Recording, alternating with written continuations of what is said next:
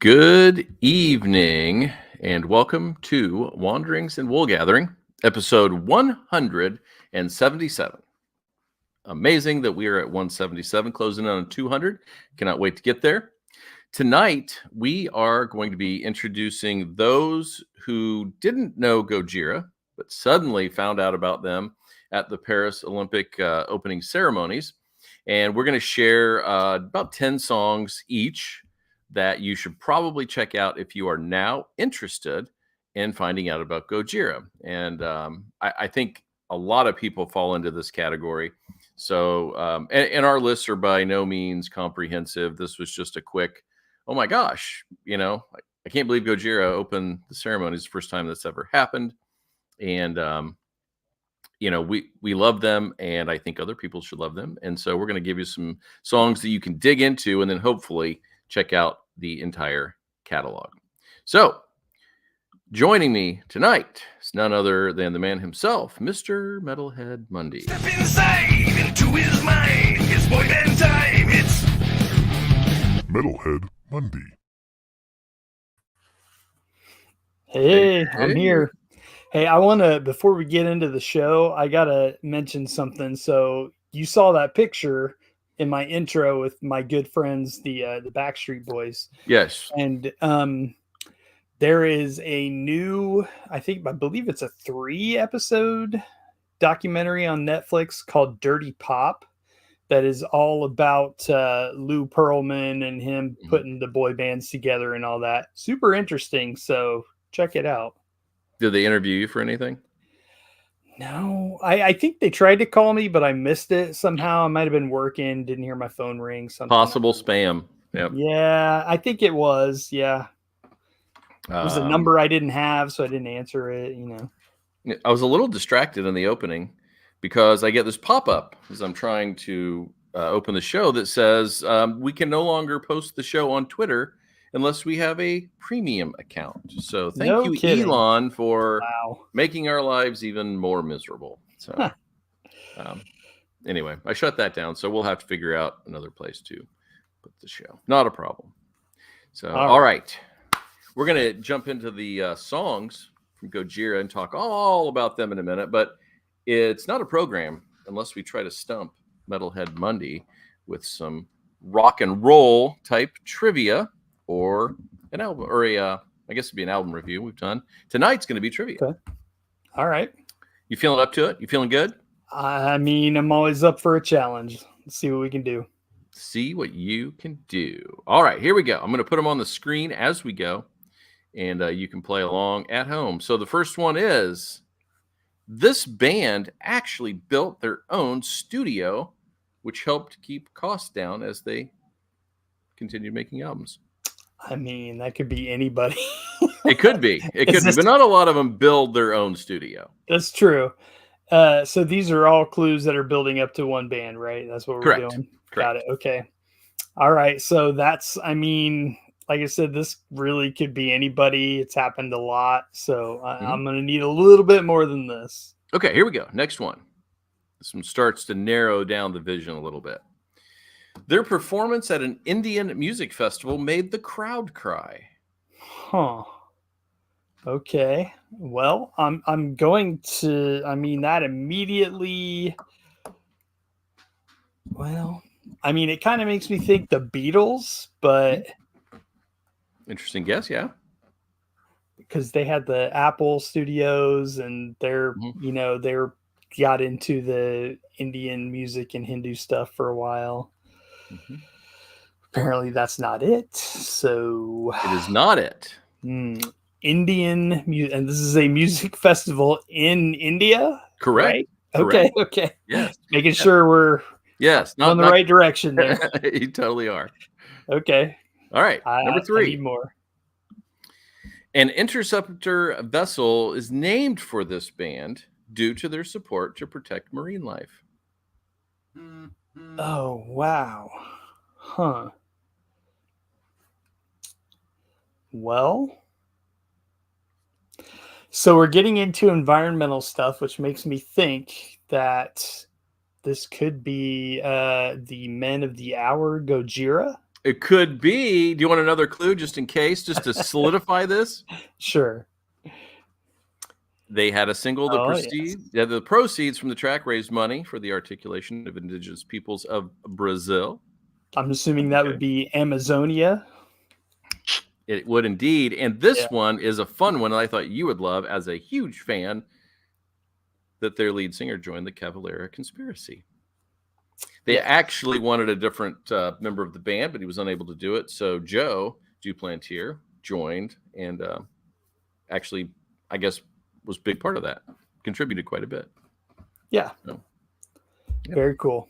So yes, it was a lead-in to Gojira, formerly Godzilla, until they were sued and had to become Gojira, which is the Japanese version of I can't Godzilla. imagine they would actually have to sue them. I mean, that should be like a letter being like, hey, we own this copyright. You need to change your name. Oh, okay, sure.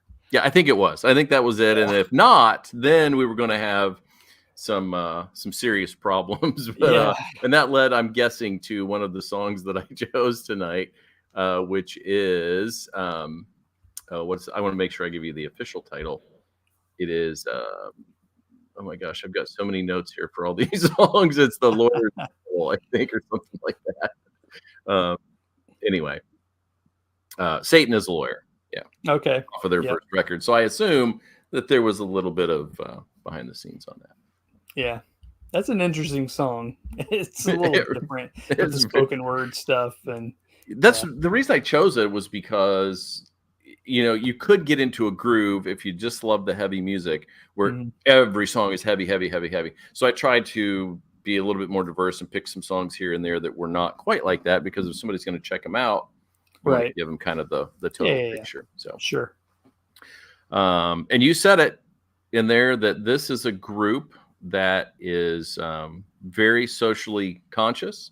They're all about the environment, which is really cool. And they're all very about nature and natural things, the natural world. So a lot of their lyrics, you know, you've got this heavy hitting coming across, but the lyrics are not such in a lot of cases. I think it's interesting too, because they are, I don't know how to put it. I guess maybe they're interested in preserving different cultures other than their own cultures that are being kind of oppressed and erased. And because they've done stuff about the Amazon, they've done stuff about, you know, the, I can't think of the name of it, but people that were kind of pushed out into Nepal and India, and it was like a cultural genocide. So yeah, they're kind of all over the place, really. I think, you know, very interested in the environment and different cultures, different types of music, lots of different influences. Very cool. Yeah, I think so. I think one of the songs that I picked, one of the his discussion of it talks about how we behave like children, and we're ugly, we kill, we destroy, and so I think that's where he comes from on a lot of stuff. So yeah, very good. So it's really cool that the I know the Paris Olympics has got people all in a tizzy, but the one constant that people love is the fact that Gojira was on the side of a building playing an old revolutionary French song, which it got softened a little bit by the opera singer that was cruising by in front. But again, you got a taste of those heavy riffs, and it was a very cool moment. We were watching, and I had no idea they were going to be on, and I heard that riff, and I was like, "What? Gojira? What are we doing here?" And sure enough, they're the boys. Yeah, it's great. And I mean, you're throwing the headless Marie Antoinette in there, kicking that whole thing off. So it starts with a little bit of a darker tone, and then you get, you know, Gojira start playing their heavy music, and it was a very cool mashup with the opera singer, and just really cool. I mean, the whole thing was quite a spectacle, and the way they did it, you know, with floating down the Seine, the parade of the athletes down the Seine, and the stuff happening at different spots along the way. Very cool idea. I cannot imagine the logistics that went into that. No, I can't either. And I'm glad I didn't have to do it. Yeah. But I am glad that we got Gojira, and I'm glad that a lot of people, they gained 100,000 followers, I think, or listens or something on Spotify in a day. Yeah. After that, which is really cool. So tonight, all we want to do is give you an entry point, some songs that we think are worthy of your listen if you want to check them out and find out what they're all about. So do you want to lead off with one of yours? Yeah, I think, I didn't put mine in any particular order. My first three were kind of the first, like right off the top of my head. I'm like, of course you're going on there. So my top three, I'll throw those out there. Amazonia, Flying Whales, and L'Enfant Sauvage. So, Okay. I think those are three that probably should be on anyone's top 10 list if you're talking about Gojira. Okay. Yeah, I didn't have Sauvage on mine, but it is one heavy song. Let me tell you. So I did have Amazonia and Flying Whales. Flying Whales is by far my favorite song from them. I love that riff. I love that album. That's one of those that you can listen to from beginning to end. And again, Mars to Sirius has to do with getting away from the male-dominated anger and violence to a more feminine, let's protect the world vibe. Right. And Flying Whales is that completely, which is why they got named after the Interceptor, right? Right. Which is pretty cool that they're named after a ship, which is really awesome. But so Flying Whales, as most of you know, whales are really smart, but they are a bit endangered because we aren't very good at protecting our wildlife. And so the song is kind of the perspective of seeing the whales from below as if they are flying and they're in the ocean. Right. And it's really cool. It is a great song. Did you have anything on that one? On Flying Whales? Mm-hmm. I mean, just everything you said. It's just Gojira for me. I mean, the lyrical content is always going to be interesting, but it just the way they construct songs is very interesting. I don't know if progressive is the right word. I would say more dynamic. Like there are part changes, but it not necessarily in a progressive vein. It's more just changing up the tempo and the riffs and stuff like that. Yeah, no, I agree. They're very different. They don't follow the typical verse chorus breakdown, guitar solo, verse chorus. They don't follow that guideline. They're all over the place. So, and I appreciate that. I think the length of the songs are kind of all over the place too, because they have some, like interstitial stuff that's like minute and a half to couple minutes, and then they have songs that are 10 minutes long. So it's kind of all over the place. I think one of mine I chose is 13 minutes. Yeah. So, and then Amazonia, which we both have as well. I think that one starts off with a jaw harp. No, mistaken. It's actually not. So that Amazonia obviously is Brazil, so the Amazon runs through Brazil. There is an instrument, and I know this from the Cavaleiras. Nice, because they're from Brazil. That is an instrument called a berimbau or berimbau. I don't know how you say it, but it's basically it looks like a gourd that has a big kind of arched top, almost like a bow and arrow coming off of it, and it's one string that then runs, and they hit it with some kind of stick, looks like a drumstick kind of, and they bend it to get the different sounds. Cool. Yeah, I thought it was a jaw harp, but it definitely is different than any of their other songs when you intro a song with that sound, which is really cool. And it's got one of those with a really catchy chorus, which is nice. And then, of course, again, it's about the destruction of the rainforest, and the greatest miracle is burning to the ground. Yes. So I love it. I love their seriousness. And I think they're technically very sound. I mean, across the board, they're really good.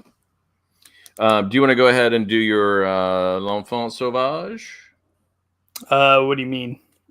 I didn't pick it. That's yours, baby. You talk about it. I mean, it's just, I don't really have a whole lot to say about many of these songs. It's just like, this is kind of my list of 10 songs. Like if you are not a fan of Gojira, like this is a great place to start. And I kind of, you know, my picks span their whole output, all 7 of their albums. So I have like a little bit from each one. So L'Enfant Sauvage, a lot of these have videos, some of them don't, but L'Enfant Sauvage does. And I mean, again, it's just that is one of their songs that I picked that immediately when you hear it, you're just like, ooh, that's different. What's going on here?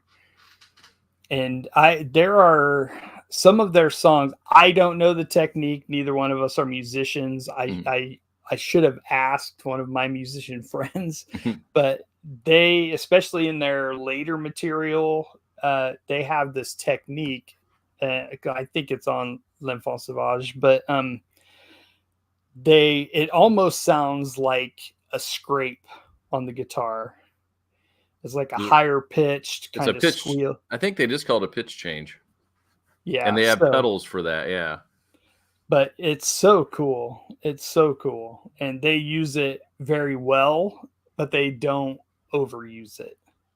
No. It shows up here and there in some songs, but they don't overuse it. Yeah. It's like, or it's called a pitch shift. Is what they call it. Because I looked that up because I was trying to figure out what you called it as well. It's like a signature move for them. Yes. Yeah. Absolutely. Okay, so that's 3. So I'm going to throw another one on, which is The Art of Dying. This one's a heavy one. Okay. Thematically, it's long. It's like 13 minutes long. But it comes in.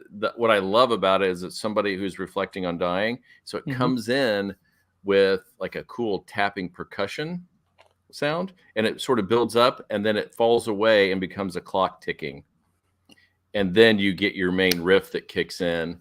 But it's a little different because the riff is not the heaviest part. It's kind of follows the drums, which is a little bit different. So I'm guessing it's not a D. They probably toned it down, so it wasn't quite as heavy on that one. And it talks about somebody wanting to leave packing light, getting rid of the material and just ready to move on. And then it goes to the end and it sort of falls away and just has this guitar soundscape that takes you out in the last 2 minutes. It is an excellent song. It's really heavy, but if you have time to listen and get into it, it is fantastic. All right, I'm going to add that to our list. I'm going to keep a list scrolling at the bottom. Okay, what do you have? My next pick, I went with one off of their first album, Terra Incognita, which is 2001. So guys, catch up. They've been out for a while. Been a minute. But my favorite song off of that one is a song called Love. Yes. And it's so good. And I don't know if that's one of the more popular ones on that album. I think it might be, but man, I think that one more than anything on that album stands out to me. Yeah, it's an excellent song. According to like Apple Music, it is not. The first 3 tracks are. Yeah. So, and I chose off of that record. I only chose one off of that record, and I chose Satan is a Lawyer. Yeah. And I chose it because, like you said, it was a spoken word, which is a little bit different. They have another song that's similar, but I kind of like that aspect of it. It's a little bit different. And then it changes near the end, which is weird. It's almost like it becomes the demonic lawyer singing that part or something because the lyrics sound more demonic as it goes on. And it's a cool song. And I think it really hits because of the fact that they had to change their name. So I'm guessing that's where it went from. All right. What's your next? For my top 10, I really didn't pick anything from their second album, The Link. I don't think I picked anything from that. So we're going to move on to From Mars to Sirius. And I went with the song From the Sky. Oh, okay, nice. That's a great one. Yeah, what do you dig about it? I mean, this I think gets more into, I don't know. I mean, starting in 2001, it sounds silly to say like a modern sound, but this I think is where they really start to hit the pocket of Mm-hmm. their sound. Like this, from this album forward, like this is Gojira to me. Mm-hmm. Yeah, they definitely they've become more mature. They kind of develop into their sound. I agree with that. And the only other one I had other than Flying Whales off of Mars to Sirius was The Heaviest Matter of the Universe. I did too. That was my next one. Okay, yeah, ferocious opening. Man, that one comes in with a killer riff. Yeah. And I think on the first record, the growling was a little bit more monotone, and this one I feel like we got a little bit more in his cadence, which I dig a lot, and I think that was nice. And then towards the end, you get a little bit more of the vocal change where it's more melodic. So I think this one has everything that is Gojira, and fantastic song. 100% agree with that. I gotta keep up here putting these on the screen. What do you got next? So I think this one is from the next album, The Way of All Flesh, and I think this might be the only one I picked from but Vacuity was the one I picked. I hope I spelled that right. This. I did not have that one, so that's good. Get a little mixture. What one? What stood out to you about that one? I think the kind of the vocals on this one I like, and it's I don't know that it's terribly different. It's just something about it hit me, and I just really it kind of draws me in a little more than some of them for some reason. I don't know. It's one of those things. You know the sound when you hear it. Yeah. I don't know art, but I know what I like. All right, so I'll go the opposite end, and I'll throw in a Lowlands from Magma. Okay. And this one's lighter.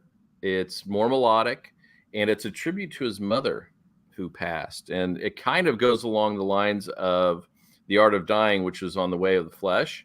Right. And that he thought it was so beautiful that she accepted death, took care of them, took care of all of her earthly stuff so she could put that away and then pass peacefully. And he says, basically he hopes that he could go the same way. And so that's what this song is about. And it's a catchy song. If you are into not as heavy, I think you'll dig that one. But it's a great one as far as evening out the super heavy and more the more melodic. Yeah. All right. Let me add that one over here. You have any more before Magma? I don't know that I have. No, I think nope. My next one is from Magma, so it's Stranded. Yep, got that one too. Oh, so good, man. It's just, and like this, I probably from L'Enfant Sauvage on is what I listen to the most, honestly. And this one, I think it's just, man, this one I think is almost more of a, I would say maybe straight ahead song for them. Like I think this one might not be so dynamic as some of their other stuff. Yeah, I put that this is perfect Gojira. It sort of encapsulate what they're about. You got a little bit of the chuggy action going on, and we're hitting those pitch shifts. The lyrics, of course, fall right in line with everything else. It's very straightforward, but it is absolutely fantastic. I love this song. Yeah. And I think another one that kind of follows the same is Silvera. I don't know if you had that one. I don't, Okay. but I almost put it on there. But we only have I 10. So know, and that's what I was. I had 12 or 13 just right off the bat, and I'm like, all right, I got to cut back. And then I thought, well, you know what, I'm going to mix it up a little bit, so I added a couple different ones. But I love Silvera. The opening guitar just has like an epic sound. It's not the straightforward heavy riff, just something huge and epic about it that I really like. And then this one has a bit of a catchy chorus. It's got just huge notes, and I love the song that the lyrics being that they're a call to action, like taking control of your own destiny, using pain to help move you forward. And I don't know, this song, Stranded and Silvera, are just absolutely bangers for me from this record. I love them both. all right. I am going to add those while you go to your next one. Well, we're on to Fortitude for me, and the opener, Born for One Thing. It is, man, we talk about album openers a lot on this show, and damn it, if this isn't just a great one. It just comes in. It's not too long of a song. It's, just over 4 minutes, and it just really pulls you in and kind of sets up, what they're about, what you're going to get on the rest of this album. And it's just a banger. Great album opener. Yeah, it is. And I would say my next one is also a great album opener. It's The Shooting Star from Magma. Yes. And so what I think is kind of cool about this one, you had with Satan as a Lawyer, you had the spoken word. This is like melodic spoken word in a very cool way. And the guitar riff at the beginning, it's not as much a riff, but it's just super catchy. And I like this one a lot, and it's inspirational. The shooting star is a beacon, as he says, a spark in the sky that allows artists to follow without any real reason. It's just like a feeling. Let's just go with it. So I think that is an excellent album opener. And that is my last song from Magma. If you can't tell, I really like Magma. Yeah. My number 10, my last song, also from Fortitude. It is the song Sphinx, which is another one. This is a single length song, and it was released as a single video and everything. It's 4 minutes long. You're in, you're out, but they bring the heavy. They've got, this one has like the crazy pitch shifty stuff, and it's just super solid riffs, great vocals. And I'm going to say, like, one thing you will find when you're listening to these guys are I'm going to assume, like, we look at it and would probably say Duplantier, but it's probably Duplantier or something like that. Yeah. But Mario and Joe Duplantier, the brothers there. So one is the singer guitar player, the other's the drummer. Yep. And holy crap, the drums in this band are insane. But it's not like overbearing. It's very technical. The cymbal work is unbelievable with the ride and his crash hits and all that stuff. It's just, everything is so perfectly placed and timed. It is one of the most impressive things about Gojira for me, are the drums. I agree, and I think you can see a little bit of a shift in Fortitude, where you got a little bit more subtle at times, a little bit different. I think this is probably their most dynamic record, because you get a little bit more variety than you do on the other records, I think. I would agree with that. Yeah, and I have 2 songs left. I don't know how that happened. I either cheated or you went twice. I don't know what's going on, but my next one was Into the Storm. Okay. Fantastic song, fast tempo percussion beginning, builds up to a killer riff.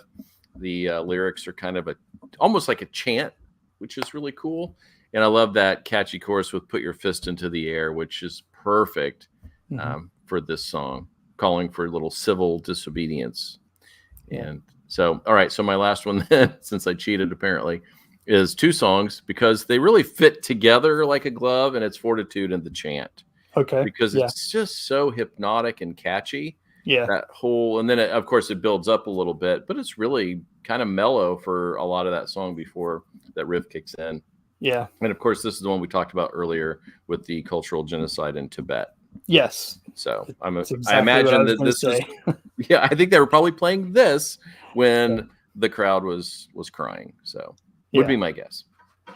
So, and there are a lot of other songs to dig into. This was just a snapshot, but if you can, I'll post this list. This would be a great place to start with Gojira. And I think we gave enough variety that you would probably get a little bit of everything in there, don't you think? Yes, I agree with that. And that, if you listen on Spotify, for most bands that have a deep enough catalog, Spotify has a thing for the band that says this is whoever. So it would say this is Gojira, and it's just a playlist of. It's usually around like 50 or so songs, and if you just put that on, and I mean, you'll get a great intro to Gojira. Yeah, Apple does that at the very beginning. It's just called Top Songs. Yeah. And do you want to know what the top songs are? These are based on listens. So, and I will tell you that the Heaviest Matter actually jumped into the top 8. It was not there for a long time. I don't know. Okay. I guess everybody listening all of a sudden moved it up there. What do you think the number 1 one is? I'm going to guess. Man, I know. It's like a shot in the dark. I'm going to guess Amazonia. It is 4. Number 1 is Stranded. Okay. 2 is Silvera, Flying Whales, and then Amazonia. Yeah, So, that makes sense. I mean, Stranded was like the video I know on YouTube has tons and tons of views, so that's not surprising, really. Yeah, well, very cool. So I think hopefully you'll check these songs out. This is a band that is definitely worthy of your attention. They're good people. They have a great, solid, positive message, and they're just excellent musicians. So, and fun fact before we go, I actually saw them live it would have been 2009 on my birthday. Wow. Because they were opening for Metallica in Indianapolis. They were, that's right. It was Gojira, Lamb of God, and Metallica. And Gojira and Lamb of God, I was not super into either one of them at that time, and they both sounded absolutely horrible, which I think was just the sound. I hope that Metallica didn't consciously screw them in any way. But I don't think they did, because even when Metallica came on, they did not sound great either. So I think that had more to do. It had more to do with the field house and stuff. I mean, shows that big, I don't love anyway for that reason usually. And then you and I went to a show. Don't say it. We had a chance to see them. It's so we painful. could hear them from the parking lot, but we had a situation that we had to deal with. And we had a code red. Oh my gosh, what a mess. But yeah, we heard a little bit of their set from the parking lot, but we weren't able to see them. Yeah, I could not even imagine JPP chiming in, seeing them at Pierre's. Oh my God. It would blast your face off. You're so close. It would be amazing. Yeah, wow. I know, incredible. But yeah, I will see them when they come around again. I would imagine that they will probably be due with another record soon, because Fortitude was 21, right? I think 21, yeah. I think they're on about a 3 or 4 year cycle. So hopefully next year we'll get some new, and we'll review that on the show. Hopefully they'll do it soon so they can capitalize. They would be so smart. I don't think they think that way, but man, they would be smart, because everybody's into Gojira right now, which is fantastic. I like it when the good people have good stuff happen to them. Yes, absolutely. All right, so that wraps up this show, but next week we should be back with Smashing Pumpkins' new record. No pre-releases. There's no singles out yet. They said we're just going to do it all in one day. and then listen to what everybody has to say about it. So who knows? But always We'll excited. I'm guessing this is just going to be a straightforward rock record because it came during the time they were making a rock opera. A 33 song, ridiculous, bloated, pretentious thing. Sorry, I'll stop. You may. And as pretentious as it is, I really like it. And I've listened to it a bunch since then. So it's just one of those things. You just can't help what you like. Yeah. You know, is what it is. But anyway, yeah, we'll be back next week. And then if you didn't have a chance, you can check out all of our top 10 albums that were influential. They're short 10-minute episodes. They're quick. They're easy. You can find them everywhere. They're on YouTube. They are on Facebook on the Wanderings page. We actually have them on TikTok. So if you're a TikToker, get out there and watch them. But wherever you are watching or listening to the show, please give us a subscribe, give us a like. Because rate, review, all that stuff. Yeah. We'd like to know what you'd like to hear because we are malleable. We can change. Tell your friends about us. Yeah. If you hate us, tell us you hate us. We don't care. It's whatever. All right. Mundy, you got anything else? I'm good. I'm looking forward to seeing what the pumpkins have after autumn. Yeah, I am excited. And since Mr. JPP is chiming in right now, we are going to go out. Oh, wait, I got one more comment. Make sure it's top 10 polka albums. Oh, speaking of that, though, did anybody hear the new Weird Al? No. He did a new polka. What's it called? Good Lord. Oh, my gosh. What's it called when you string a bunch of songs together? Wow. Melodies? Medley. That's the word I'm looking for. Wow. So he made a medley record? No, not a record. It's a song. Oh. But I imagine there's a record coming. He does those on pretty much every album. He does a polka medley of like popular songs. All right. Well, maybe we'll check that out too. It's great. The video is great.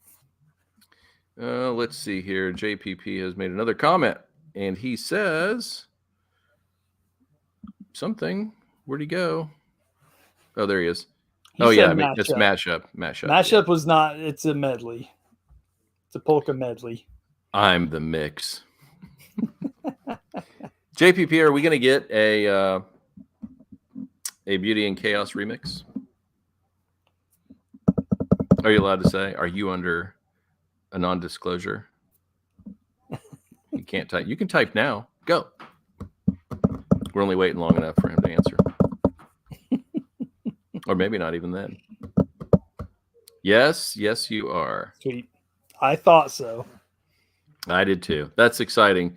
Congratulations, JPP. And in honor of you, we are going to close out the show with a little Juno 19.